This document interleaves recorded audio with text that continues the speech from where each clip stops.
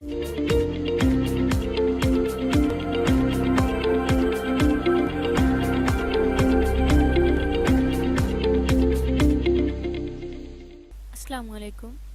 MS Excel की पिछली video में हमने ये सीखा था कि किस तरीके से एक्सेल को यूज़ करते हुए हम डुप्लीकेट के फंक्शन को अप्लाई कर सकते हैं और अपनी डुप्लीकेट वैल्यू को रिमूव कर सकते हैं। आज की इस वीडियो में हम एक्सेल में मौजूद बहुत ही इम्पोर्टेंट ऑप्शन स्प्लिटिंग के ऑप्शन को यूज़ करेंगे, जिसका नाम है टेक्स्ट टू कॉलम। जैसा कि आप देख सकते हैं कि ये हमारे पास एक शीट मौजूद है। टेक्स्ट टू कॉलम के ऑप्शन का यूज़ हम तब करते हैं जब हमारे पास बहुत सा डाटा एक ही कॉलम के अंदर हमने इंसर्ट किया हो, यानी ऐड किया हो। जैसा कि आप देख सकते हैं कि ये जो सेल है इसके अंदर 3 किस्म का डाटा है। आप देख सकते हैं कि सिटी, स्टेट और जिप कोड। जबकि अगर हम इसे एक प्रोफेशनल तरीके से देखें तो ये एक अलग अलग सेल्स में होना चाहिए था, यानी सिटी एक कॉलम में होना चाहिए था, स्टेट एक कॉलम में होना चाहिए था और जिप एक कॉलम में होना चाहिए था।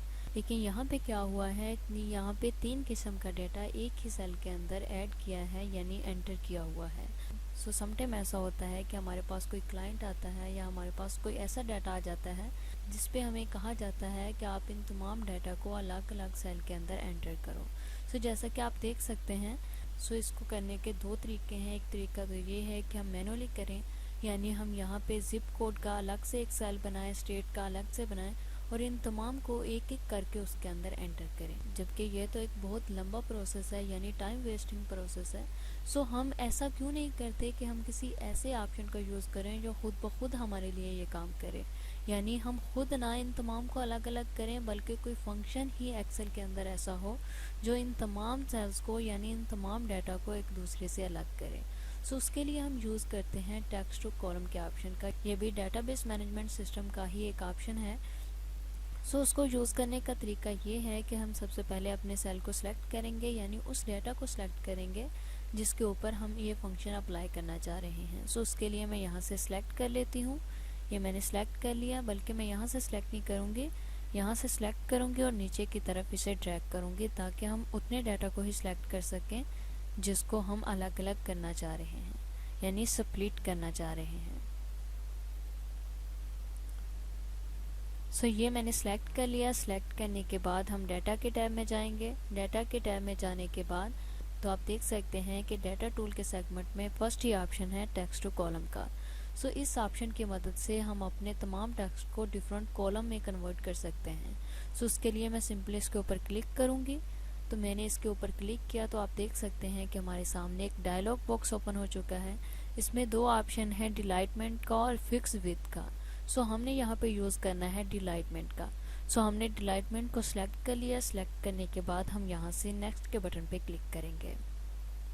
ये मैंने क्लिक किया तो आप देख सकते हैं कि ये हमारे पास हमारा डाटा शो हो रहा है और यहाँ पे डिलाइटमेंट के ऑप्शन में वो हमसे पूछ रहा है कि आप किसको अलग करना चाह रहे हैं, यानी टैब में मौजूद किस चीज़ को आप अलग करना चाह रहे हैं, यानी उस डाटा को अलग करना चाह रहे हैं जिनके दरमियान में सेमीकोलन है या जिसके दरमियान में कोमा है, स्पेस है या अदर है। आप देख सकते हैं कि यहाँ पे जो हमारे पास डाटा है वो हमने कोमा की मदद से अलग किया है और दूसरा हमने स्पेस की मदद से अलग किया है।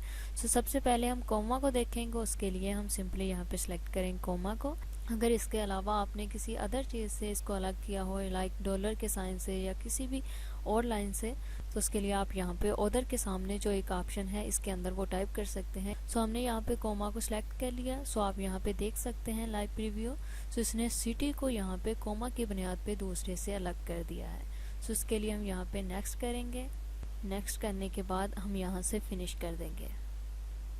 ये मैंने फिनिश कर दिया। तो आप देख सकते हैं कि सिटी वाला सेल हमारा अलग हो चुका है, यानी ये कॉलम अलग हो चुका है, स्टेट और जिप कोड अलग हो चुका है। ये किस बना पे हमने अलग किया है, ये हमने कोमा की बना पे अलग किया है। इसी तरीके से अगर हम इसे भी अलग करना चाहें तो उसके लिए हम सिंपली क्लिक करेंगे।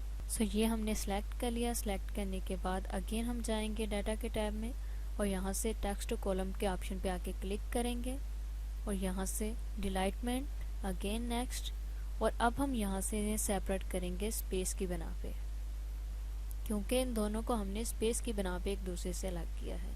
तो आप यहाँ पे इसका प्रीव्यू देख सकते हैं कि इसने स्टेट को अलग कर दिया है। उसके बाद जो स्पेस के बाद था, यानी जिप कोड था, वो अलग कर दिया है।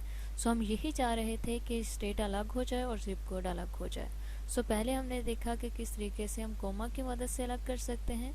सो अब हम इसे कर रहे हैं स्पेस की मदद से। सो ये मैंने अलग कर लिया। अलग करने के बाद मैं नेक्स्ट करूँगी।